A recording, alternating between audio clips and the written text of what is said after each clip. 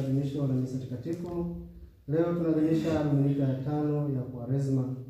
Tunaendelea na safari yetu ya siku 40 kipindi hiki cha Kwaresma. Tukiendelea kumwomba Mungu kujalia neema na baraka nyingi katika kipindi hiki. Tuendelee kutenda yale mema ambayo tunaagizwa na Mama Kanisa.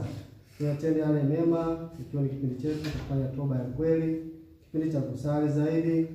Basi tuendelee kufanya hivyo, tuendelee kuimarika katika imani kama ambavyo maaskofu wetu wanatualika katika ujumbe wa Kwaresma wa mwaka huu. Tusimame imara katika imani, tuweze kumshinda shetani mwovu. Basi katika Dominika ya leo tutasikia katika maandiko matakatifu jinsi Mungu wetu alivyo hakimu mwenye huruma na mwenye upendo. Yeye ni hakimu mwenye haki. Daima anatuhukumu kwa upendo na kwa haki. Basi tuendelee kumwomba Mungu pale tunapomkosea tuweze kutubu au kukiri makosa yetu ili tuendelee kuwa na haki mbele zake. Katika Dominika hii tumepata baraka ya kufikiwa na wageni, mahujaji kutoka maeneo tofauti. Kuna mahujaji kutoka parokia ya Kaina, parokia ndogo ya Nasei, na mahujaji kutoka chuo chetu cha katekesi, chuo cha Padre Pio. Wapendwa wageni wetu, karibuni sana katika parokia yetu ya Gihanu. Tuweze kumshukuru Mungu pamoja katika Dominika leo na tuendelee kuomba baraka zake. Kwa hivyo karibuni mjisikie kwetu Gihanu.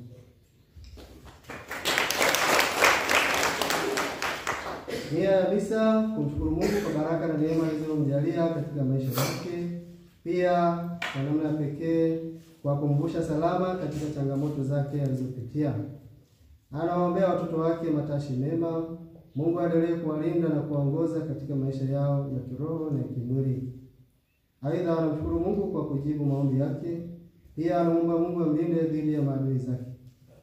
Anaombea wagonjwa wote walioko nyumbani na hospitalini.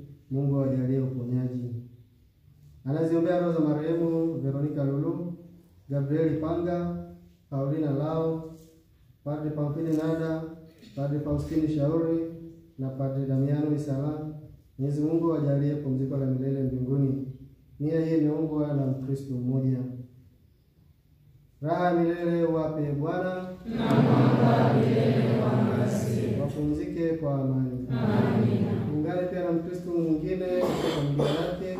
Wanamshukuru Mungu kwa neema na baraka alizowajalia, lakini pia wanamshukuru Mungu kwa zawadi ya mtoto, na wanaendelea kumwomba Mungu endelee kuwalinda na kuepusha na vizuizi mbalimbali na vitisho mbalimbali katika familia yao, na Mungu aendelee kuwajalia zawadi ya watoto. Ndugu zangu, tukiri dhambi zetu tupate kustahilishwa kuadhimisha mafumbo haya matakatifu.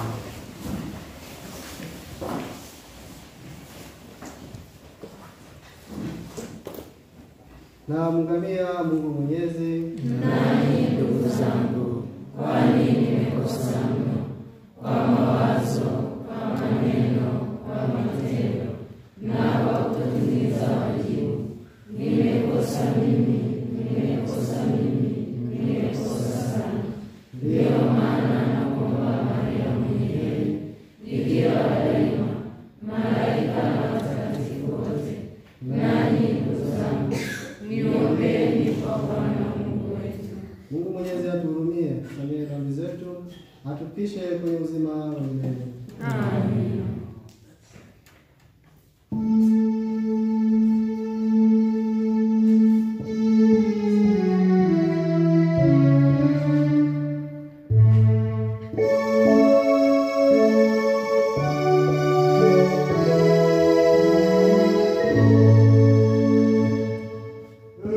Bwana,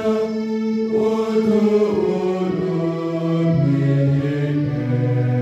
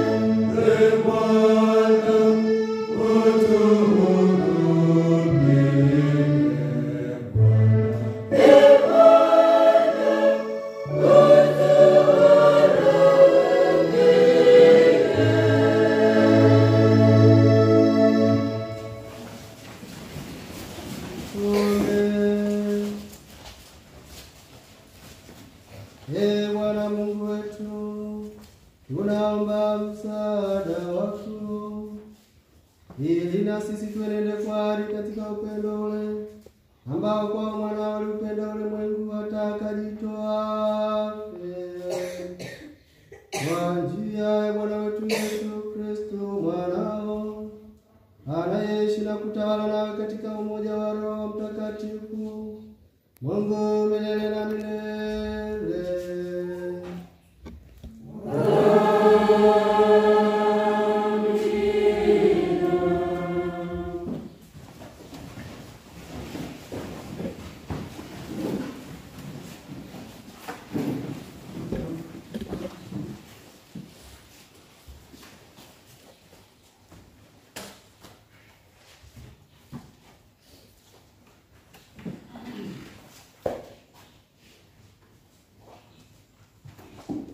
Somo la kitabu cha Nabii Isaya sura ya 43 aya 16 hadi 21. Bwana asema hivi: yeye afanya njia katika bahari na mahali pa kupita katika maji yenye nguvu, atoaye gari na farasi, jeshi la askari na uwezo, wamelala hawataondoka, wametoweka, wamezimwa mfano wa utambii. Msiyakumbuke mambo ya kwanza, wala msiyatafakari mambo ya zamani. Tazama, nitatenda neno jipya, sasa litachipuka. Je, hamtalijua sasa? Nitafanya njia hata jangwani na mito ya maji nyikani. Wanyama wa kondeni wataniheshimu, mbweha pia na mbuni, kwa sababu nimewapa maji jangwani na mito nyikani, ili kuwanywesha watu wangu, wateule wangu, watu wale niliojiumbia nafsi yangu, ili wazitangaze sifa zangu. Neno la Bwana.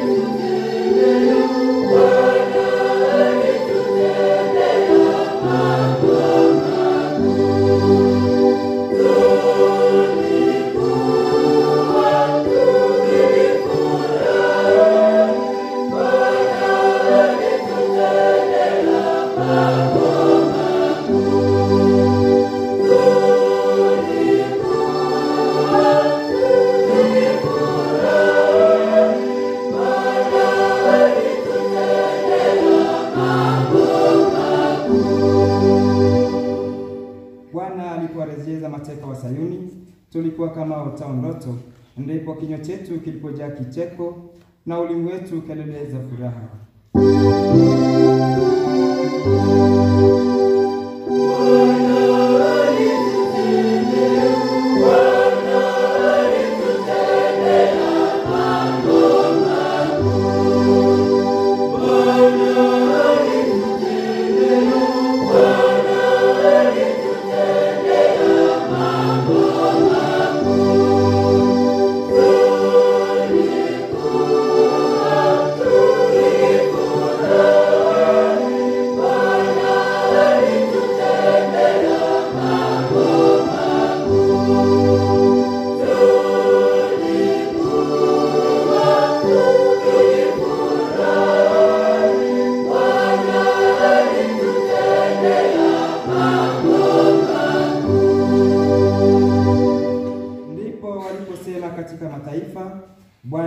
atatutendea mambo makuu.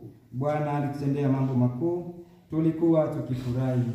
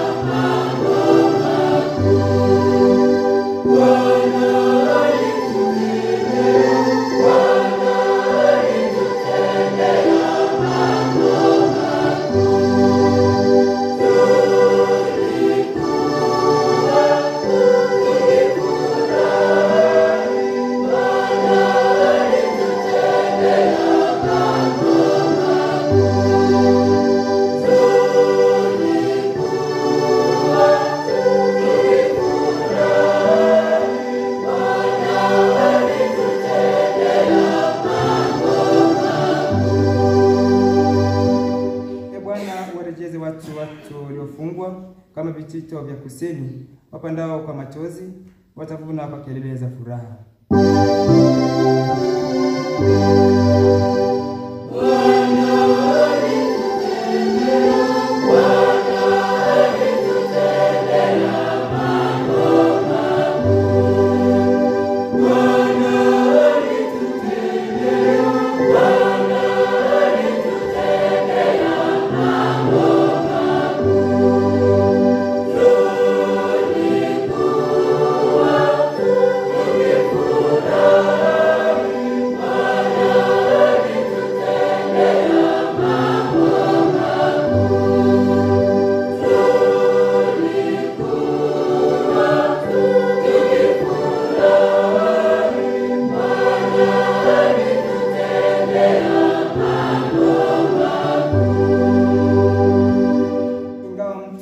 Zake akilia, azichukuapo mbegu za kupanda, hakika atarudi kwa kelele za furaha, aichukuapo miganda yake.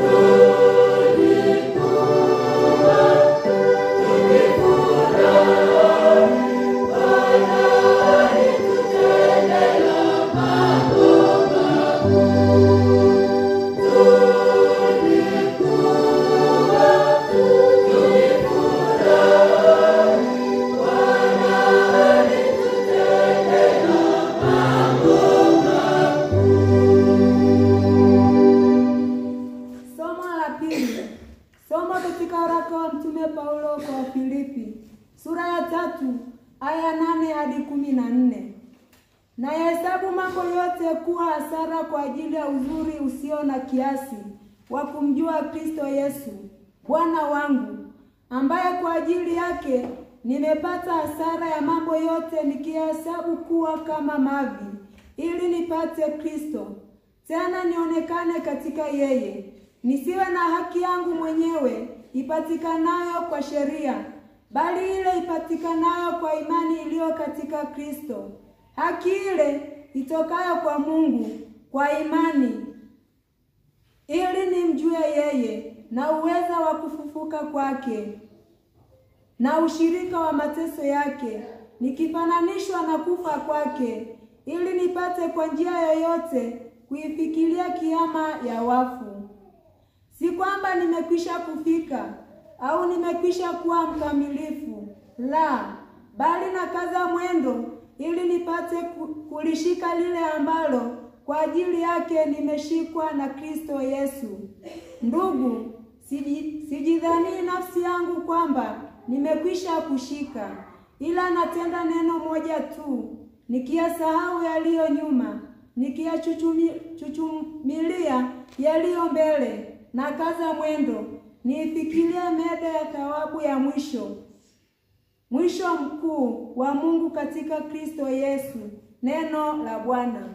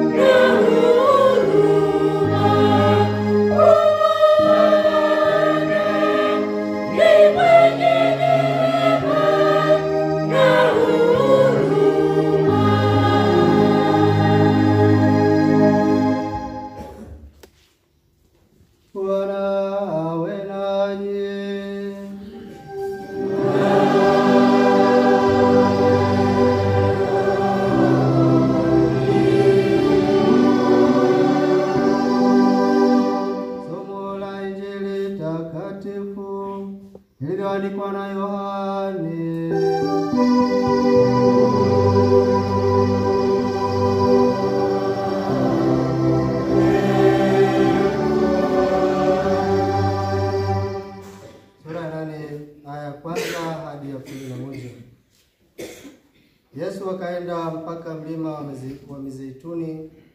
Hata asubuhi kulipokucha, akaingia tena hekaluni, na watu wote wakamwendea, naye akaketi akawa akiwafundisha.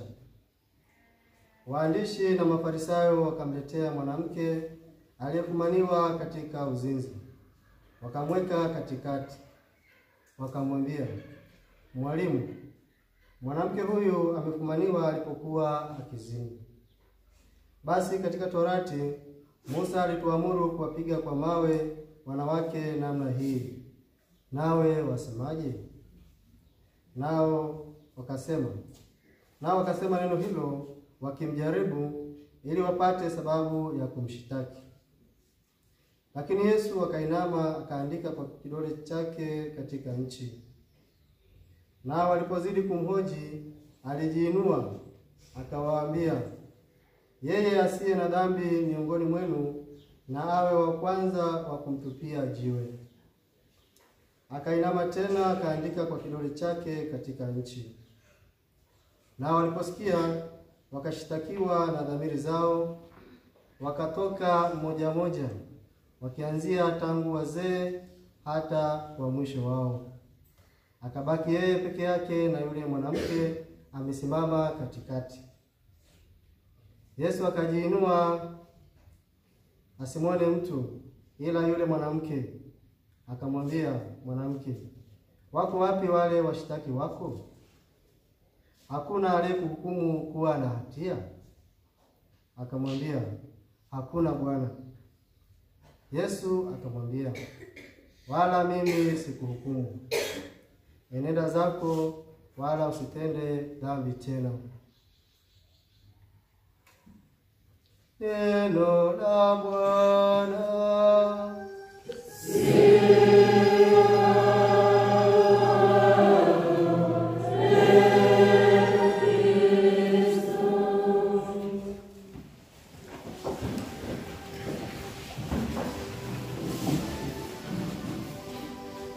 Zangu wapendwa, tumsifu Yesu Kristo. Kanisa maujaji katika matumaini. Kanisa. Basi ni Dominika ya 5 ya Kwaresma. Tunamshukuru Mungu kwa kuwa anaendelea kutulinda mpaka siku hii ya leo. Basi katika Dominika hii tunaona misalaba yetu imefunikwa leo. Pengine wengine wanajiuliza kwa nini? Sababu ni nini? Kwa nini misalaba inafunikwa katika Dominika hii? Labda kwa ufupi tu, kwa nini katika Dominika ya leo tunafunika misalaba? Kuna sababu kuu mbili.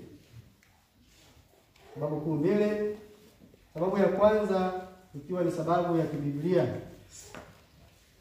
kwamba baada ya Yesu kumfufua Lazaro, tunaambiwa kwamba Wayahudi walikuwa wanamtafuta Yesu ili wamuue baada ya kutenda muujiza huo. Kwa sababu sasa kwa muujiza huo Yesu anaonekana anapata umaarufu zaidi. Kwa hivyo ili asikamatwe na asiuawe na hawa Wayahudi, Yesu aliamua kuwakwepa.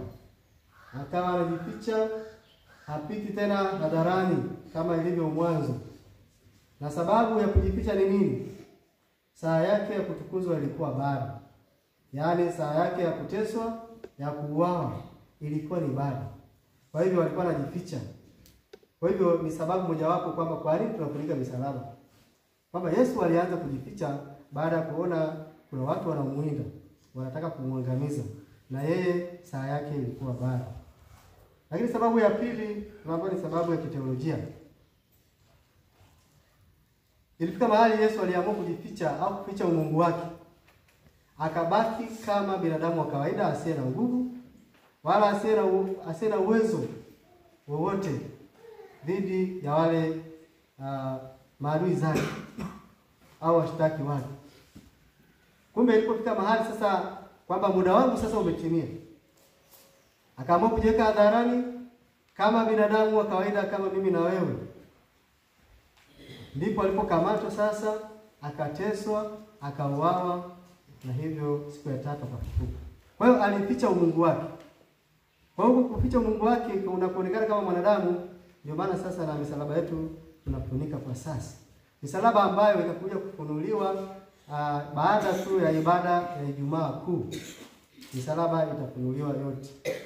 Kumbe ni sababu mbili kuu za kufunika msalaba. Kwa kuna sababu ya kibiblia na sababu ya teolojia, kwamba Mungu alificha, Yesu alificha umungu wake kwanza, na hivyo akaonekana kama mwanadamu wa kawaida, akakamatwa, akateswa, akauawa, lakini mwisho wa siku alishinda mauti, akafufuka. Kwa hivyo ilikuwa ni utangulizi tu kwamba kwa nini tunafunika misalaba katika Dominika ya leo. Tafakari yetu ya leo katika masomo ambayo tumeyasikia. Somo letu la kwanza la leo, somo ambalo limetoka katika kitabu cha Nabii Isaya sura ya 43 aya 16 hadi 21. Sehemu hii inadokeza ukombozi wa Waisraeli toka taifa la Babeli au toka utumwani Babeli. Babeli ilikuwa ni taifa ambalo lilikuwa na mafanikio makubwa kiuchumi, lilikuwa na nguvu. Na hivyo wale waliokuwa chini yao walionekana kama wanyonge. Kwa hivyo hawakuwa huru. Wale Waisraeli pale walikuwa utumwani. Kwa hivyo walionekana kunyanyasika. Ndio maana sasa Mungu leo anaamua kuwakomboa na kuwarudisha katika nchi yao, nchi ya ahadi. Sasa ili kuonyesha kuwa ukombozi unawezekana na kuwa huru, Mungu anawakumbusha matendo makuu aliyotendea katika historia. Kwamba wakati fulani Mungu aliwakomboa hawa Waisraeli kutoka utumwani Misri.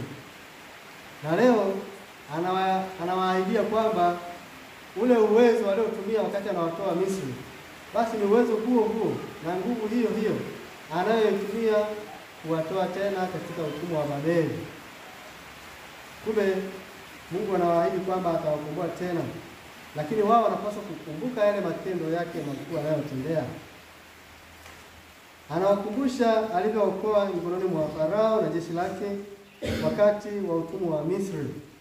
Wakati wa utumwa wa Misri, pamoja na Misri kuwa imara katika kipindi kile, bado aliokomboa majeshi. Aliokomboa na jeshi la Misri lililokuwa linawafuatia kwa nyuma na likafia baharini. Katika kitabu cha Kutoka sura 14 aya 21 hadi 22 tunapata hiyo. Kwamba walipokuwa wanafuatia lile jeshi la Farao au la Misri, basi liliangamia baharini kwa sababu Mungu alikuwa na watu wake. Alikuwa ameshaamua kuwakomboa Israeli, kwa hivyo jeshi la Farao au la Misri halikuweza kuwakamata na kuangamiza tena.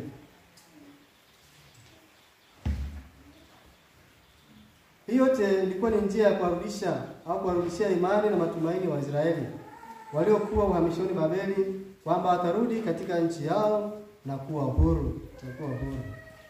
Katika safari ya kuwarudisha, anawaidia msaada wa neema zake njiani. Lakini njia hii ya kurudi inaonekana ni ngumu kiasi cha kufananishwa na jangwa.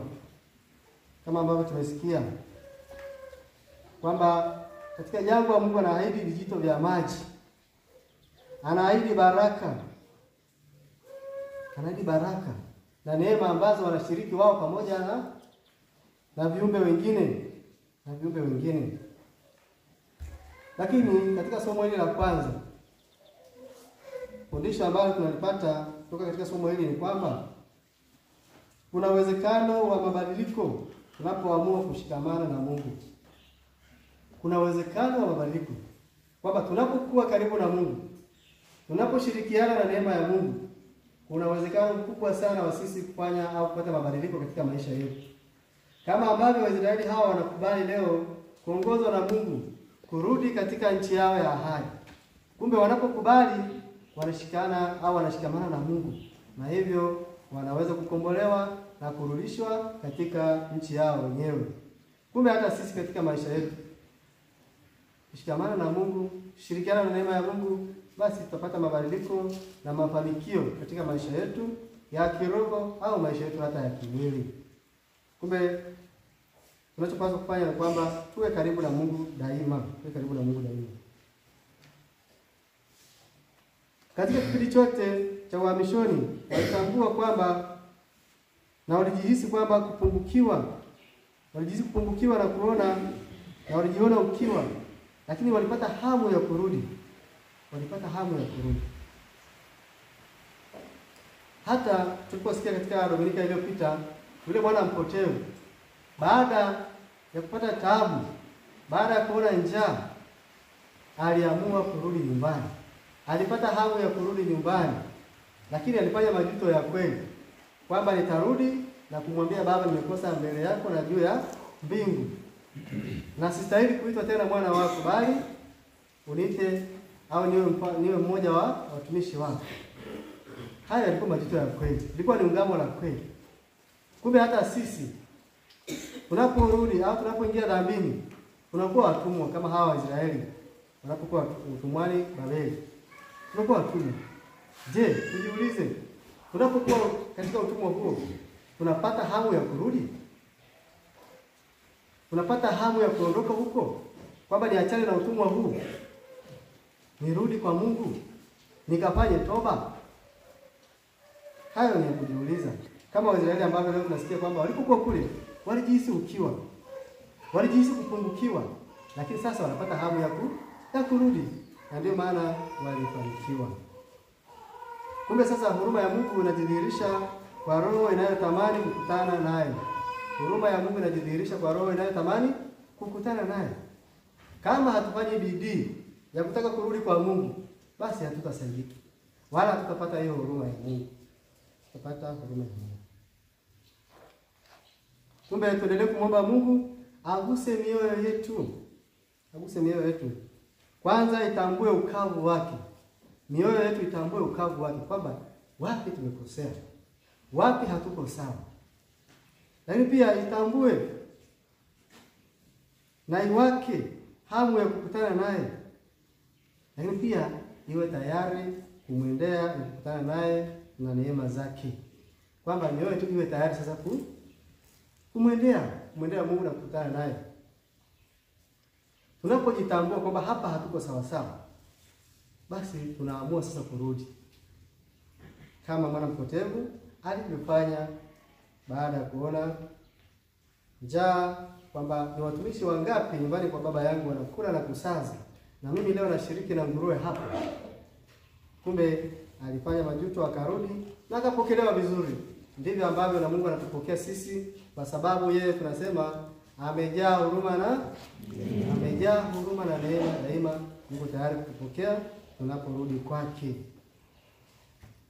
Katika somo la Injili tumesikia habari ya mwanamke aliyekamatwa katika dhambi ya uzinzi. Mafarisayo na waandishi wanamkamata mwanamke huyu, wanampeleka kwa Yesu aweze kumhukumu.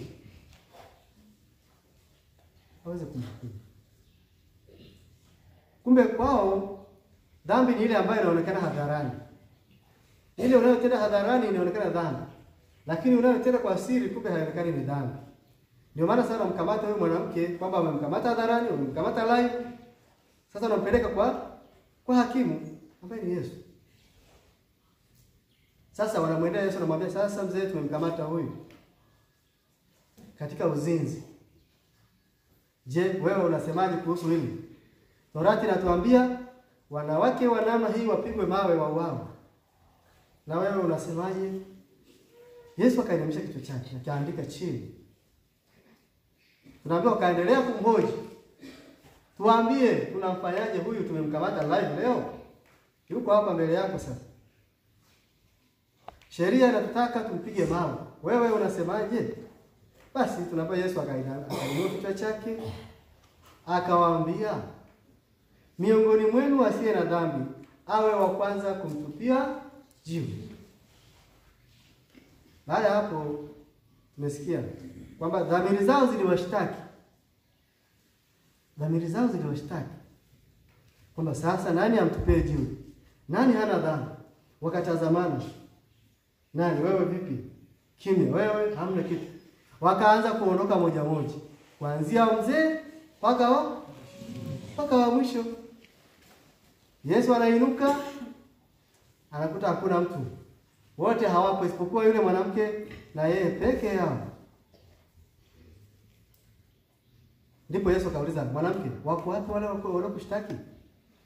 Anasema hawapo. Sasa kwa huruma na kwa upendo Yesu akasema, hata mimi sikuhukumu, enenda zako, lakini usitende nini? Usitende tena dhambi. Usitende tena dhambi. Hawa Wayahudi, hawa Mafarisayo na waandishi walikuwa wanamjaribu Yesu, kwamba hebu tuone, Yesu anajifanya anatangaza upendo, anajifanya mwenye huruma. Hebu tuone sasa huyu mwanamke kama atamwacha salama. Kumbe walikuwa wanamtega, walikuwa wanamjaribu. Pengine akisema basi mpigeni mawe au wawe pale, Yesu mwenyewe angeenda kinyume na mafundisho yake ya upendo. Mafundisho yake ya upendo, au amri yake ya upendo. Kwa sababu hata Mungu hapendi mtu mwovu apotee, bali wote tufikie uzima wa milele. Uzima wa milele. Kumbe alipoweza ni pale alipowaambia kwamba basi miongoni mwenu ambaye hana dhambi awe afanye kumpiga mawe. Huo mtihani ulikuwa mgumu kwao, ndio maana waliondoka kwa aibu. Walianza kuondoka kwa aibu. Hata hawakuagana. Kimya wakatoka. Lakini pengine walikuwa wanamjaribu Yesu kwamba akimwacha ataonekana kwamba anaendekeza nini? Dhambi. Kwamba huyu haichukii dhambi. Kwamba huyu tumemkamata kabisa, alafu hampi adhabu, hamhukumu. Basi huyu hachukii dhambi, anapenda dhambi, anaendekeza dhambi. Lakini sivyo. Mungu anachukia dhambi, lakini daima anatupa muda wa kutubu dhambi zetu. Muda wa kutubu dhambi zetu. Angekuwa anatoa hukumu na adhabu kwa kila dhambi, sisi tungekuwa wapi sisi binadamu? Ndio maana tunaimba kwamba Bwana, kama wewe ungehesabu maovu yetu, ni nani angesimama? Nani angesimama mbele yako? Hakuna. Kwa hivyo Mungu hahesabu kila wakati au makosa yetu kila wakati tunayotenda. Daima yeye anahesabu sisi tumerudi kwake mara ngapi baada ya kukosea.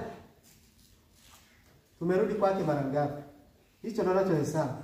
Na wakati wote, kwa sababu amejaa huruma na neema, basi anatukaribisha, anatupokea.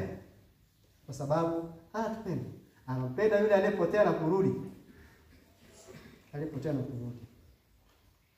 Sasa mwanamke huyu inaonekana sasa kwamba waliompeleka pale mbele ya Yesu kwa ajili ya kumhukumu, wale wenyewe ni wadhambi, sio?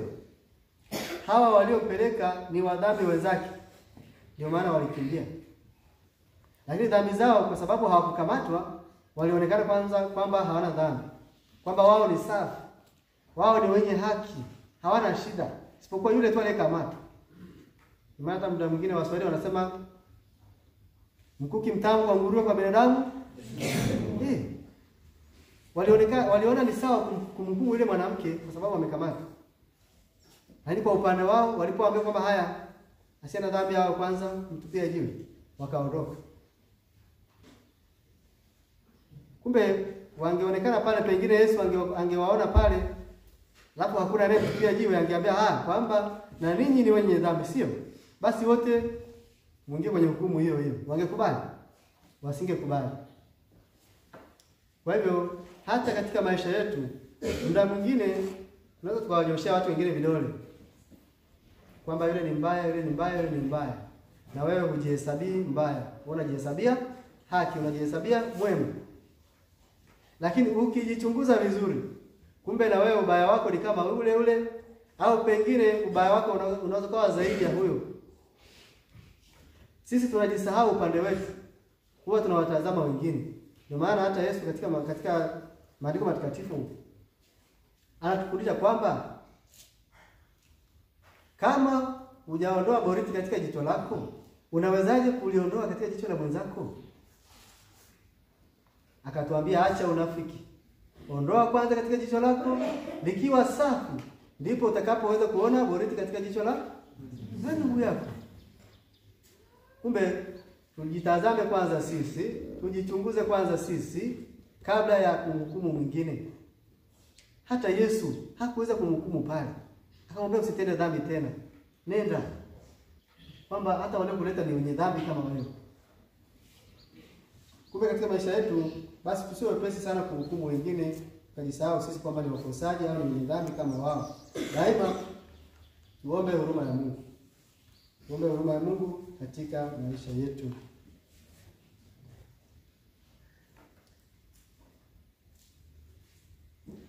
Katika somo letu la pili, waraka wa Mtume Paulo kwa Wafilipi,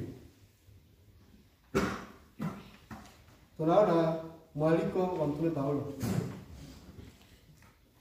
Mtume Paulo anatualika leo kwamba tutafakari uzuri wa imani yetu kwa Kristo. Uzuri wa imani yetu kwa Kristo. Kwamba hiyo imani ndiyo inayotushikamanisha na Kristo mpaka kufikia mbingu. Imani yetu na maisha yetu kwa Kristo ndivyo vinavyomfanya Kristo aendelee kutushikilia. Tofauti na hapo, kwa vyovyote tunaanguka.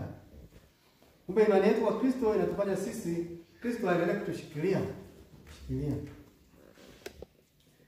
Na kama vile Paulo anavyojiona kwamba bado ana safari ndefu na anapiga mbio songa mbele, ndivyo anavyotualika na sisi kutafakari juu ya maisha yetu ya ufuasi. Kwamba je, hapa tulipo tumefika? Hapa tulipo tumekamilika? Paulo yeye anasema hajakamilika, bali anakaza mwendo. Je, mimi na wewe hapa tulipofika tumekamilika au bado tunakaza mwendo? Kumbe sasa Paulo anatualika tuendelee kukaza mwendo, kwa sababu bado hatujafika. Na ukamilifu wetu daima uwe ni hatua ya siku kwa siku. Hatua ya siku kwa siku ndio ukamilifu wetu. Ile bidii ambayo tunaifanya daima katika ufuasi wetu ndio ukamilifu wetu unavyopatikana. Pale mwanzoni kabisa Mtume Paulo anasema nahesabu mambo yote kuwa ni hasara. Nahesabu mambo yote kuwa ni hasara kwa uzuri ninaoona katika Kristo. Tunajua historia ya Paulo kabla hajaongoka, sio? Lakini sasa baada ya kuongoka anaona uzuri uliopo ndani ya Kristo. Na anaona mambo mengine yote ni hasara. Amejitoa kwa Kristo. Na anatualika na sisi tujitoe na tuone uzuri huo ndani ya Kristo, ili kwamba daima tukaze mwendo, ili tuweze kufikia ule utimilifu wa maisha yetu. Kwamba siku moja tupate thawabu ya kufika mbinguni, thawabu ya kuwa watakatifu. Na ndilo tunalolitafuta katika maisha haya. Tunatafuta utakatifu. Na utakatifu unapatikana kwa njia ya kumtumikia Mungu kwa maisha yetu ya siku zote, kwa matendo yetu ya siku zote. Pamoja na kwamba daima tunasikiliza neno la Mungu, tunahubiriwa, lakini haya yakibaki masikioni mwetu bila matendo yetu, basi hatufaidi kitu.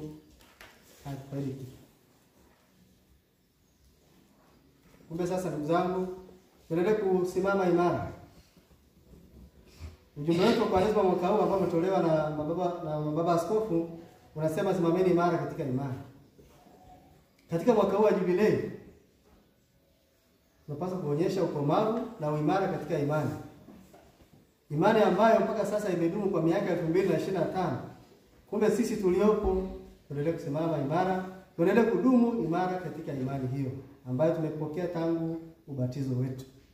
Kwa hivyo tuombe neema yake endelee kutuongoza, endelee kutusindikiza katika kipindi chote, tuweze kupata manufaa katika maisha yetu ya kiroho pamoja na kimwili. Tumsifu Yesu Kristo. Simame tukiri imani.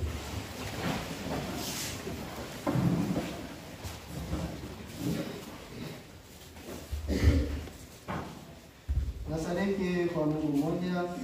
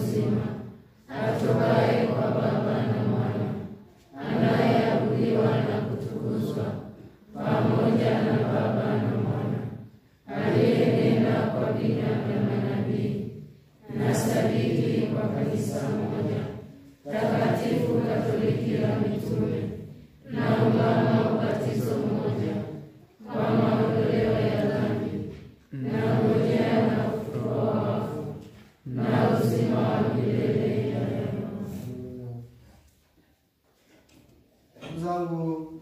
Mafarisayo walimkumania mwanamke mzinzi na kumpeleka mbele ya Yesu ili amhukumu. Yesu alimhurumia na kumsamehe, kwa kuwa washtaki wake wote walitenda dhambi vile vile, wala hawakuwa na haki ya kumhukumu mwenzao. Mungu asikilize maombi yetu.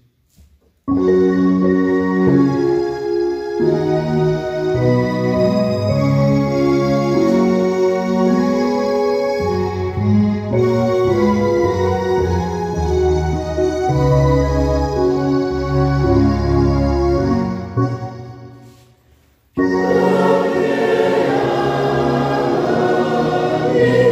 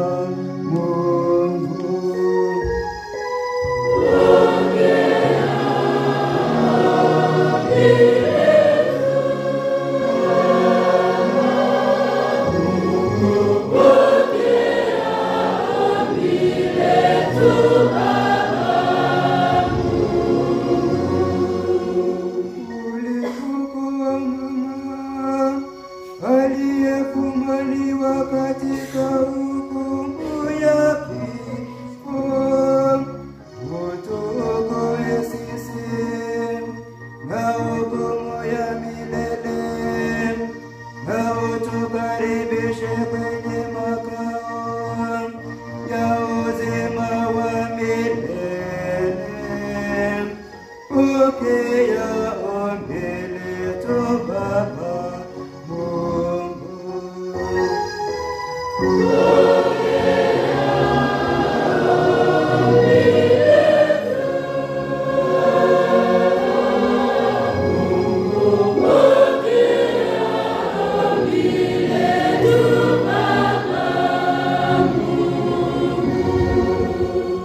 Watu wanamhukumu mtu kadiri ya matendo wanayoona, lakini wewe unasoma moyo wa mtu, utusaidie tusimhukumu mtu kadiri ya kipimo chetu cha kibinadamu. Pokea ombi letu Baba Mungu.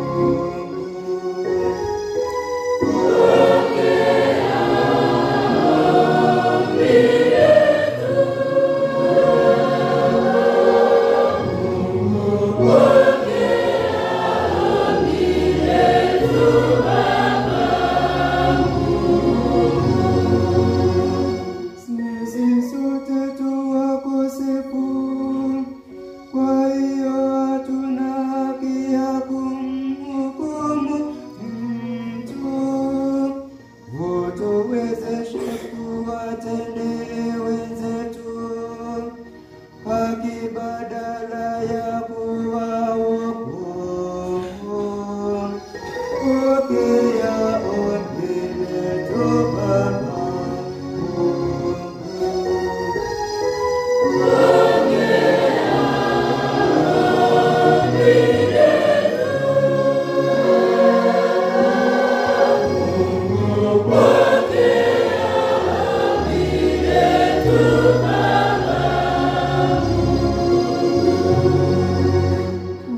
Ulituonyesha kwamba msamaha unaweza kumbadilisha mtu tabia.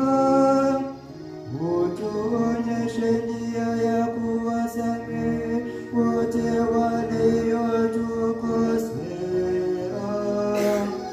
Pokea ombi letu Baba Mungu.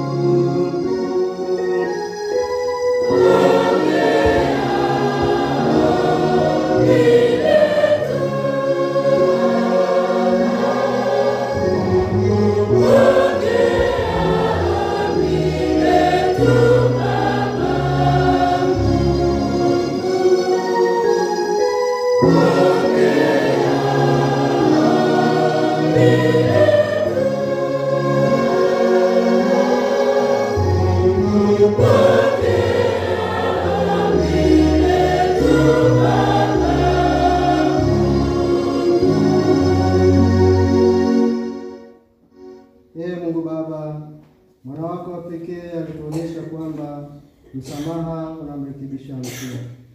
Tusaidie kufuata mfano wake, anayeishi na kutawala nawe katika umoja wa Roho Mtakatifu milele na milele. Amen.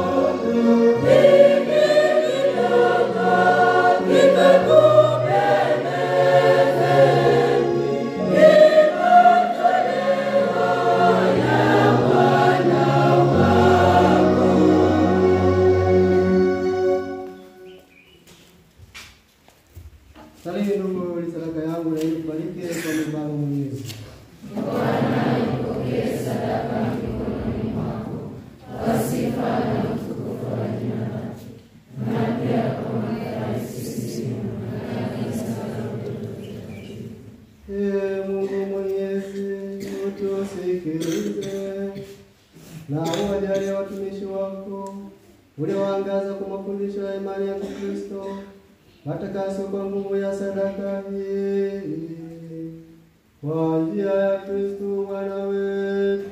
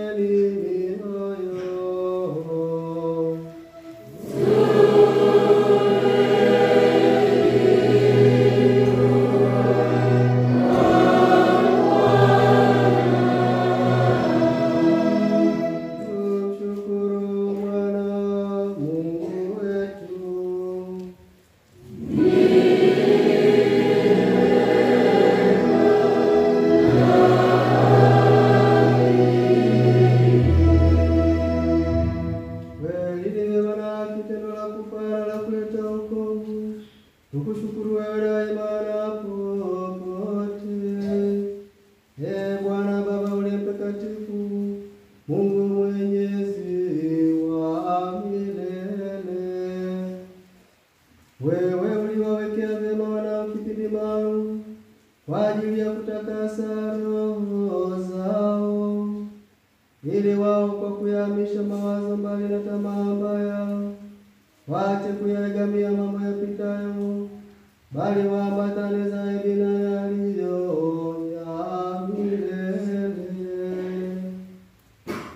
Kwa hiyo sisi pamoja na watakatifu na malaika wote tunakusifu tukisema bila mwisho.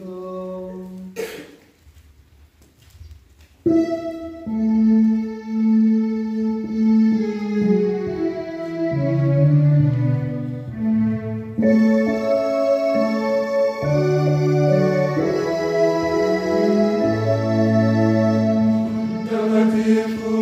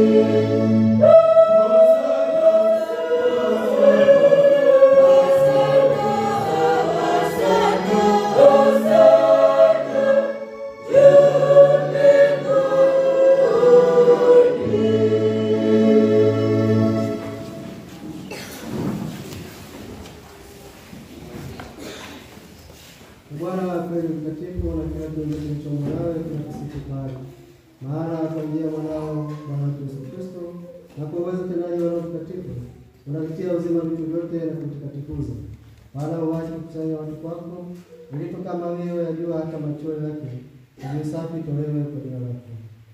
Basi Bwana, tunakusihi kwa unyenyekevu vipaji hivi ambavyo tumekutolea ili vitakase, upende kuvitakatifuza kwa Roho huyo, ili viwe mwili na damu ya mwanao Bwana wetu Yesu Kristo, aliyetuamuru tuadhimishe mafumbo haya.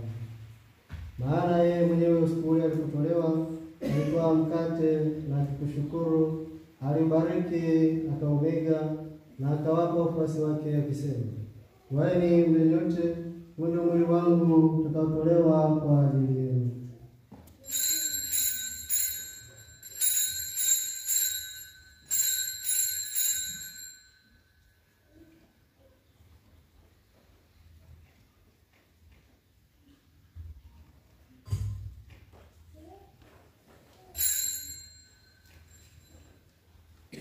Vivyo hivyo baada ya kula, akitwaa kikombe na kushukuru, alikibariki na akawapa wafuasi wake akisema, "Twaeni mnywe nyote, hiki ndicho kikombe cha damu yangu, damu ya agano jipya na la milele, itakayomwagika kwa ajili yenu na kwa ajili ya wengi kwa maondoleo ya dhambi. Fanyeni hivi kwa ukumbusho wangu."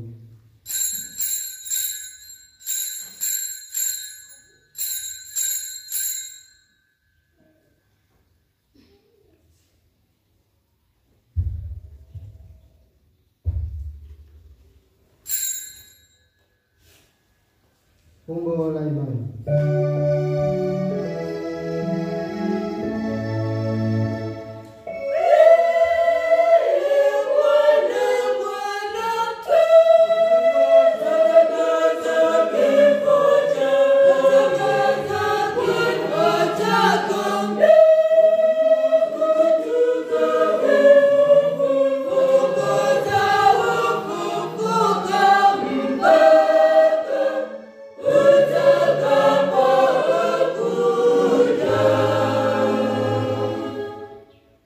Kwa hiyo Bwana, tunapoadhimisha ukumbusho wa mateso ya mwanao yaletea wokovu, pamoja na ufufuo wake wa ajabu na kupaa kwake mbinguni, na tunapoutazamia ujio wake wa pili, tunakutolea kwa shukrani sadaka hii iliyo hai na takatifu.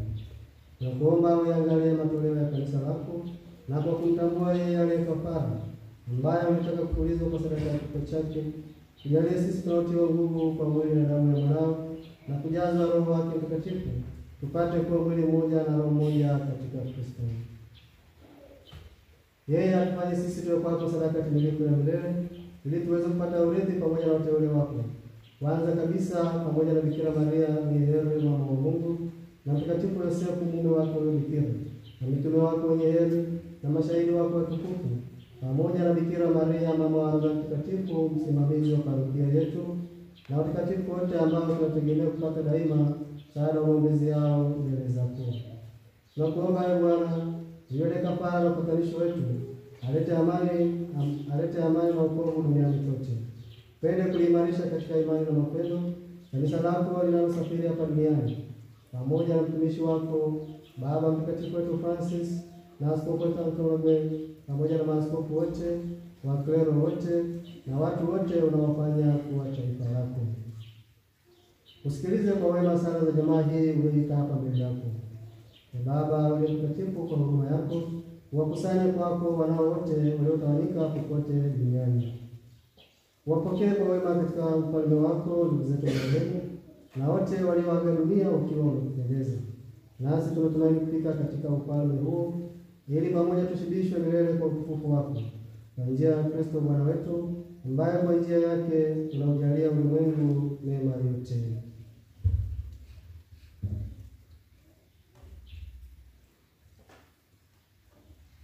Kwa njia yake na pamoja naye na ndani yake, wewe Mungu Baba Mwenyezi, katika umoja wa Roho Mtakatifu, unapata heshima yote na utukufu milele na milele.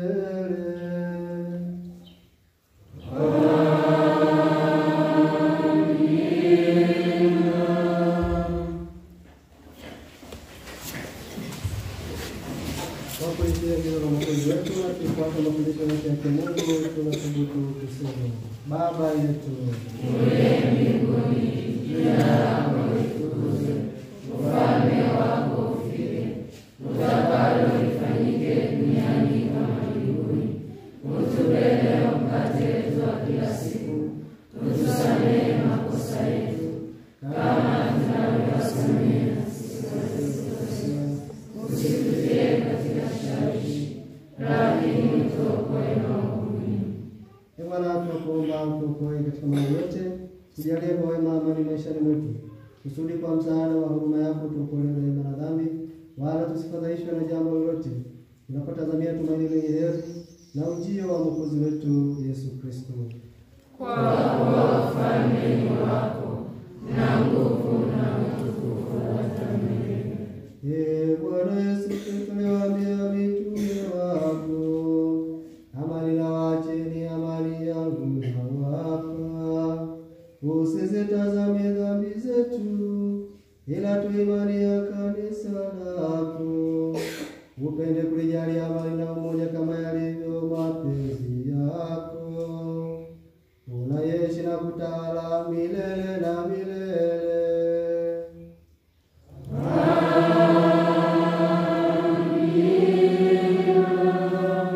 Amani ya Bwana iwe daima nanyi.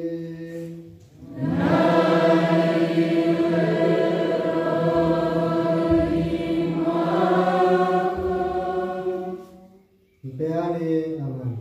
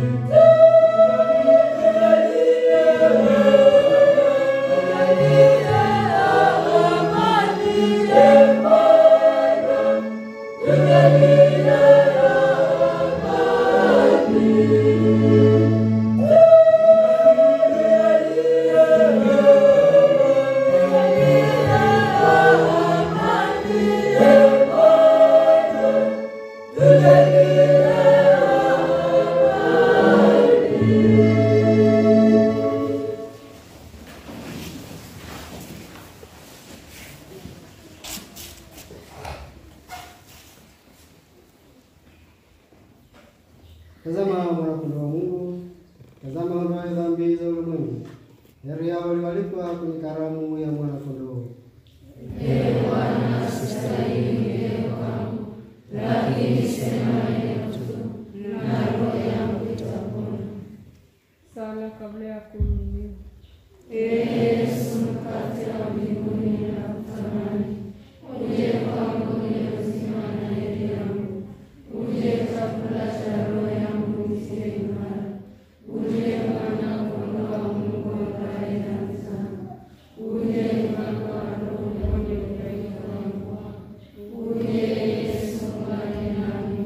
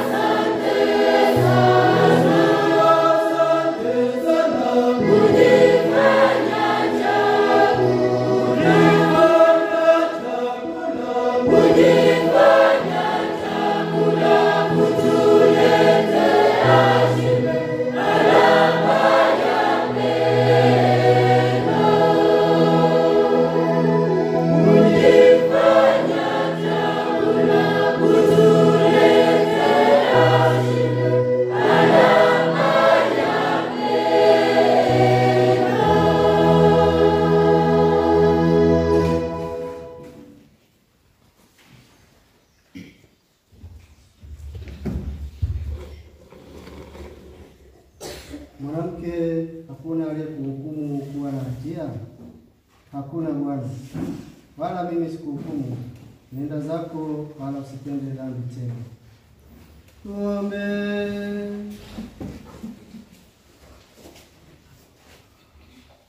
Ee Mungu Mwenyezi, tunakuomba tuhesabiwe daima kama viungo vyake yeye, ambaye tunashiriki mwili na damu yake, anayeishi na kutawala milele na milele.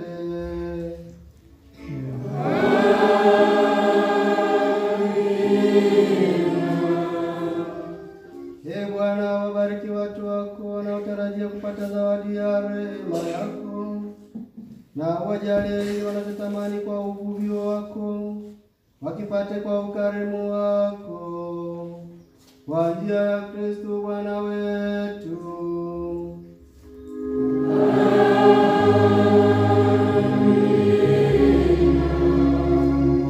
Bwana awe nanyi.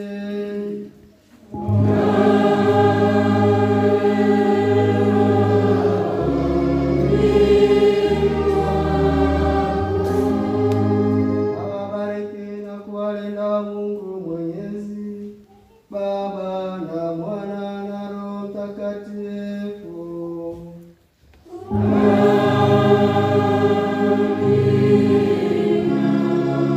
Nendeni na amani.